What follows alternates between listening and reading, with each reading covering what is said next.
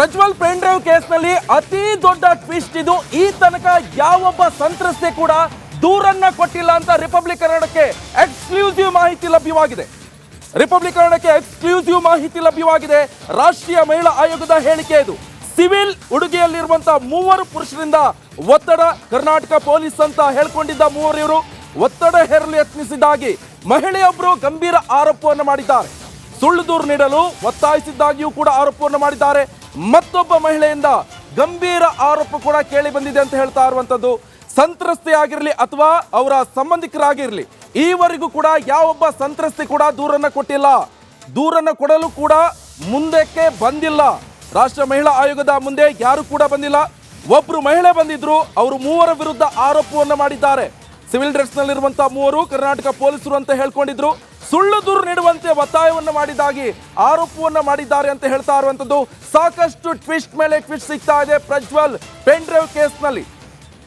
ಒಬ್ಬ ಸಂತ್ರಸ್ತೆ ಕೂಡ ದೂರು ಕೊಡಲು ಬಂದಿಲ್ಲ. ರಿಪಬ್ಲಿಕ್ ಕನ್ನಡಕ್ಕೆ ಎಕ್ಸ್ಕ್ಲೂಸಿವ್ ಮಾಹಿತಿ ಕೂಡ ಲಭ್ಯವಾಗಿದೆ. ಈ ಬಗ್ಗೆ ಹೆಚ್ಚಿನ ಡೀಟೇಲ್ಸ್ ಅನ್ನು ಪಡೆಯೋಣ. ನನ್ನ ಹಿರಿಯ ಸಹೋದ್ಯೋಗಿ ಸ್ಮಿತಾ ರಂಗನಾಥ್ ಕೂಡ ಜಾಯ್ನ್ ಆಗಿದ್ದಾರೆ.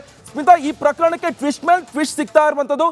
ಯಾರು ಕೂಡ ಸಂತ್ರಸ್ತೆ ದೂರು ಕೊಡಲು ಬಂದಿಲ್ಲ, ಅವರ ಸಂಬಂಧಿಕರು ಕೂಡ ದೂರು ಕೊಡಲು ಬಂದಿಲ್ಲ ಅಂತ ಹೇಳ್ತಾ ಇದ್ದಾರೆ. ಈ ಬಗ್ಗೆ ಇಲ್ಲ ನಿಕೇಶ್, ನಾವು ಇಷ್ಟು ದಿನ ರಾಜಕೀಯ ಆರೋಪ ಪ್ರತ್ಯಾರೋಪಗಳನ್ನ ಗಮನಿಸ್ತಾ ಬಂದಿದ್ವಿ. ಆದರೆ ಬಹುಶಃ ರಿಪಬ್ಲಿಕ್ ಮೀಡಿಯಾ ನೆಟ್ವರ್ಕ್ ಇವತ್ತು ಆಕ್ಸೆಸ್ ಮಾಡಿರುವಂತಹ, ಇವತ್ತು ಸಂಗ್ರಹಿಸಿರುವಂತಹ ನ್ಯಾಷನಲ್ ವುಮೆನ್ ಕಮಿಷನ್ ನೋಡಿ, ನ್ಯಾಷನಲ್ ಕಮಿಷನ್ ಫಾರ್ ವುಮೆನ್ ಇಲ್ಲಿಂದಲೇ ಬಿಡುಗಡೆ ಆಗಿರುವ ಪ್ರೆಸ್ ನೋಟ್ ಇದೆಯಲ್ಲ, ಇದು ಇಡೀ ಪ್ರಕರಣಕ್ಕೆ ಸಂಬಂಧಪಟ್ಟಂತೆ ಅತಿ ದೊಡ್ಡ ಟ್ವಿಸ್ಟ್ ಅಂದ್ರೂ ಕೂಡ ತಪ್ಪಾಗ್ಲಿಕ್ಕಿಲ್ಲ. ಯಾಕಂತಂದ್ರೆ ಇಲ್ಲಿ ನ್ಯಾಷನಲ್ ಕಮಿಷನ್ ಫಾರ್ ವುಮೆನ್ ಸ್ಪಷ್ಟವಾಗಿ ಹೇಳ್ತಾ ಇದೆ, ಇಲ್ಲಿವರೆಗೂ ಕೂಡ ಅಧಿಕೃತವಾಗಿ ಯಾವುದೇ ಒಬ್ಬ ಸಂತ್ರಸ್ತೆ ಕೂಡ ಮಹಿಳಾ ಆಯೋಗ. ನಡಿ ಈಗ ಶುರು ಮಾಡೋಣ.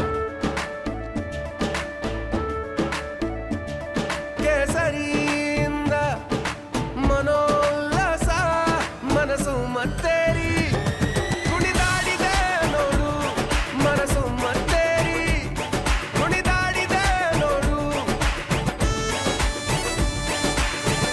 ಕ್ಷಣ ಕ್ಷಣವೂ ಆಚರಿಸಿ ಕೇಸರಿ ಹಬ್ಬ. ವಿಮನ್ ಬಾಯಲ್ಲಿ ಹೇಳಿ ಕೇಸರಿ. ಮುಂದೆ ಬಂದು ತನಗೆ ಅನ್ಯಾಯ ಆಗಿದೆ, ನ್ಯಾಯ ಕೊಡಿಸಿ ಅಂತ ಹೇಳಿಲ್ಲ ಅಂತ ಹೇಳಿ. ಆದರೆ ಇದೇ ಒಂದು ಪ್ರೆಸ್ ನೋಟ್ನಲ್ಲಿ ಈ ಕಮಿಷನ್ ಏನು ತಿಳಿಸ್ತಾ ಇದೆ ಅಂತಂದ್ರೆ, ನ್ಯಾಷನಲ್ ಕಮಿಷನ್ ಫಾರ್ ವುಮೆನ್ ಏನು ತಿಳಿಸ್ತಾ ಇದೆ ಅಂತಂದ್ರೆ, ಪ್ರತ್ಯೇಕವಾಗಿ SITಯಲ್ಲಿ ಪ್ರಕರಣಗಳು ದಾಖಲಾಗಿದೆ. ಆ ಎಲ್ಲ ಪ್ರಕರಣಗಳು ದಾಖಲಾಗಿರೋದು ತನಿಖೆ ನಡೀತಾ ಇದೆ. ಆ ತನಿಖೆ ನ್ಯಾಯಸಮ್ಮತವಾಗಿ ಆಗಲಿ ಅನ್ನೋ ಅಪೇಕ್ಷೆ ನಮಗೂ ಇದೆ. ಯಾರಿಗಾದ್ರೂ ಮಹಿಳೆಯರಿಗೆ ಅನ್ಯಾಯವಾಗಿದ್ರೆ ಅವ್ರಿಗೆ ನ್ಯಾಯ ಸಿಗಲಿ ಅನ್ನೋ ಅಪೇಕ್ಷೆ ನಮಗೂ ಇದೆ. ಆದರೆ ಮಹಿಳಾ ಆಯೋಗದ ಮುಂದೆ ಇದುವರೆಗೂ ಒಬ್ಬ ಸಂತ್ರಸ್ತೆ ಕೂಡ ಬಂದಿಲ್ಲ. ಬದಲಾಗಿ ಈಗ ನಾನು ಹೇಳ್ತಾ ಇರುವಂತ ವಿಚಾರ ಬಹಳ ಗಂಭೀರವಾಗಿರೋದು. ದಯಮಾಡಿ ಗಮನವಿಟ್ಟು ಕೇಳಿಸ್ಕೊಳ್ಬೇಕು. ಇದೇ ಮಹಿಳಾ ಆಯೋಗ ಹೊರಡಿಸಿರುವಂತಹ ಪತ್ರಿಕಾ ಪ್ರಕಟಣೆಯಲ್ಲಿ ತಿಳಿಸಲಾಗಿದೆ, ಓರ್ವ ಮಹಿಳಾ ಆಯೋಗದ ಸಮ್ಮುಖದಲ್ಲಿ ಬಂದು ತನ್ನ ಮೇಲೆ ಒತ್ತಡವನ್ನ ಹಾಕಲಾಗ್ತಾ ಇದೆ. ಯಾವ ರೀತಿ ಒತ್ತಡ? ನನ್ನ ಮೇಲೆ ಲೈಂಗಿಕ ದೌರ್ಜನ್ಯ ಆಗಿದೆ ಅಂತ ಹೇಳಿ ಕೇಸನ್ನ ದಾಖಲಿಸಬೇಕು ನಾನು ಅಂತ ಹೇಳಿ 3 ನನ್ನ ಮೇಲೆ ಒತ್ತಡವನ್ನ ಹಾಕ್ತಾ ಇದ್ದಾರೆ. ನನ್ನ ಕುಟುಂಬದ ಜೀವ ಅಪಾಯದಲ್ಲಿರ್ತಕ್ಕಂಥ ಸಾಧ್ಯತೆ ಇದೆ.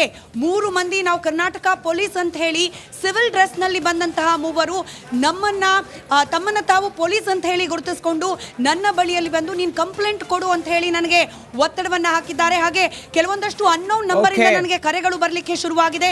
ತೀವ್ರವಾದ ಒತ್ತಡ ನನ್ನ ಮೇಲೆ ಹಾಗೆ ನನ್ನ ಕುಟುಂಬಸ್ಥರ ಮೇಲೆ ಹಾಕಲಾಗ್ತಿದೆ ಅಂತ ಹೇಳಿ ಈ ಒಂದು ಪ್ರೆಸ್ ನೋಟ್ನಲ್ಲಿ ಬರೆಯಲಾಗಿದೆ. ಸ್ಪಷ್ಟವಾಗಿ ನಾನು ಅದನ್ನ ಇಂಗ್ಲಿಷ್ನಲ್ಲಿ ಓದ್ತೀನಿ. No victim has come forward to register a complaint in NCW. In this case, but one woman complainant came to the commission to register a complaint against 3 individuals dressed in civil uniform, allegedly introducing themselves as Karnataka police officials and forcing her to give a false complaint in the case. ಅಂದ್ರೆ ಬಹಳ ಸ್ಪಷ್ಟವಾಗಿ ರಾಷ್ಟ್ರೀಯ ಮಹಿಳಾ ಆಯೋಗ ಹೇಳ್ತಾ ಇದೆ, ಓರ್ವ ಮಹಿಳಾ ಆಯೋಗದ ಸಮ್ಮುಖದಲ್ಲಿ ಬಂದು ತನ್ನ ಮೇಲೆ ಹಾಕಲಾಗ್ತಾ ಇರುವ ಒತ್ತಡವನ್ನ ವಿವರಿಸಿದ್ದಾರೆ. 3 ಮಂದಿ ನಾವು ಪೊಲೀಸ್ ಅಂತ ಹೇಳಿ ಹೇಳ್ಕೊಂಡು ಬಂದು ನೀವು ಕೇಸ್ ಕೊಡಿ ಅಂತ ಹೇಳಿ ಒತ್ತಾಯಿಸ್ತಾ ಇದ್ದಾರೆ ಅಂತ ಹೇಳಿ ಹೇಳಿದ್ದಾರೆ. ಇದರ ಜೊತೆಗೆ some random phone numbers, calls from random phone numbers threatening her to complaint. Unknown ನಂಬರಿಂದ ಬರ್ತಾ ಇರುವಂತ ಕರೆಯಲ್ಲಿ ಅವರ ಮೇಲೆ ಒತ್ತಡವನ್ನ ಧಮಕಿಯನ್ನ ಹಾಕ್ತಾ ಇದ್ದಾರೆ. ಕಂಪ್ಲೇಂಟ್ ಕೊಡು ನೀನು ಪ್ರಜ್ವಲ್ ರೇವಣ್ಣ ಅವರ ವಿರುದ್ಧ, ಹಾಗೆ ರೇವಣ್ಣ ಅವರ ವಿರುದ್ಧ ಅಂತ ಹೇಳಿ ಅವರಿಗೆ ಧಮಕಿ ಹಾಕಲಾಗ್ತಿದೆ ಅಂತ ಹೇಳಿ ಹೇಳ್ಕೊಂಡಿದ್ದಾರಂತೆ. It has come to light that this complaint was forced by group of individual to file the complaint.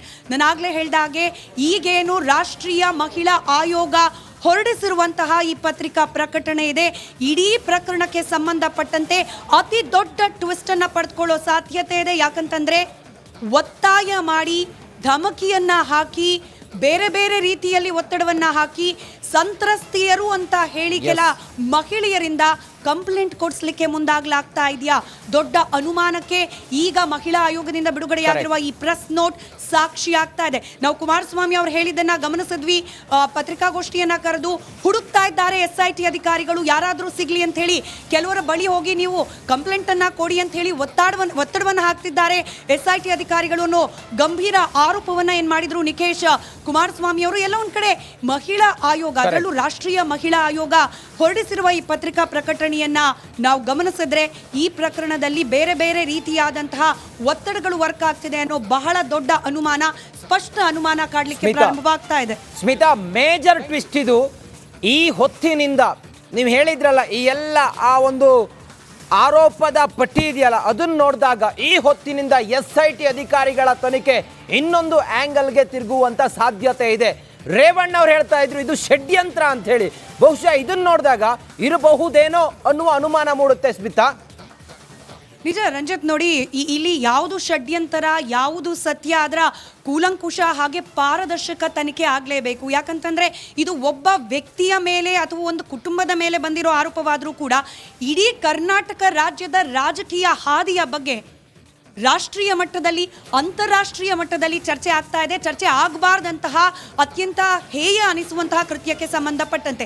ಹೀಗಾಗಿ ಈ ಪ್ರಕರಣದಲ್ಲಿ ಯಾವುದು ಸತ್ಯ, ಯಾವುದು ಸುಳ್ಳು ತಿಳ್ಕೊಳ್ಳೇಬೇಕಾದ ಅನಿವಾರ್ಯತೆ ಈ ರಾಜ್ಯದ ಮತದಾರರಲ್ಲೂ ಇದೆ, ಈ ರಾಜ್ಯದ ಪ್ರಜೆಗಳಲ್ಲೂ ಇದ್ದೇ ಇದೆ.